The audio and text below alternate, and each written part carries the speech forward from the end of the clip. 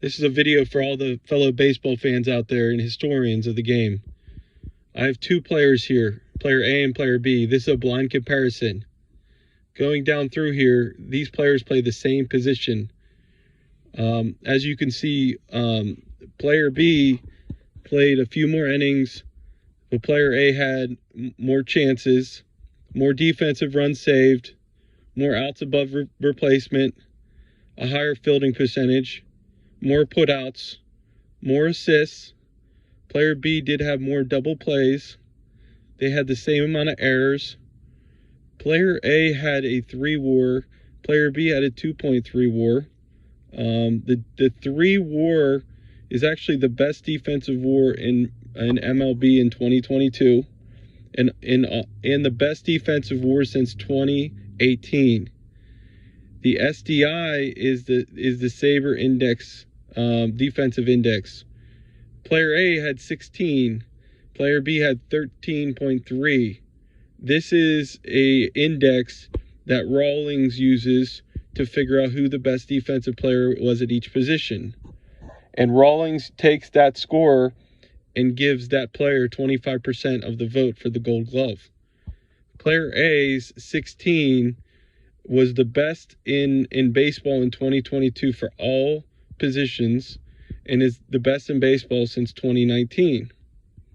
Now, based on these statistics, who do you feel was the better defensive player in 2022?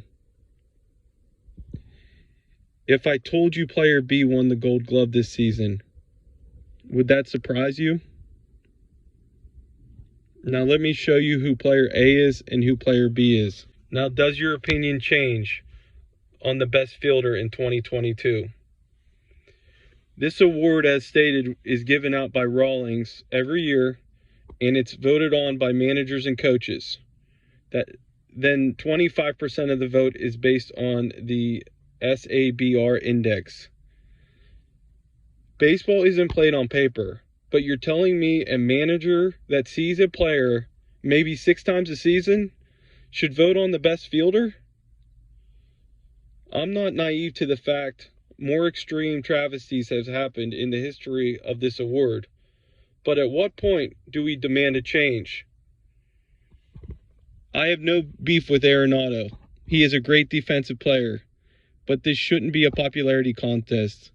This should be based on fact and only what happened in the 2022 season. When my son is older and is learning about the history of baseball, all he will know is based off of the awards and the trophies. When he looks at Ke'Bryan Hayes' legacy, so far there's nothing of note other than the fact that he ate sunflower seeds during a September game. But that is extremely unfair, because he was the best defensive player in baseball this season.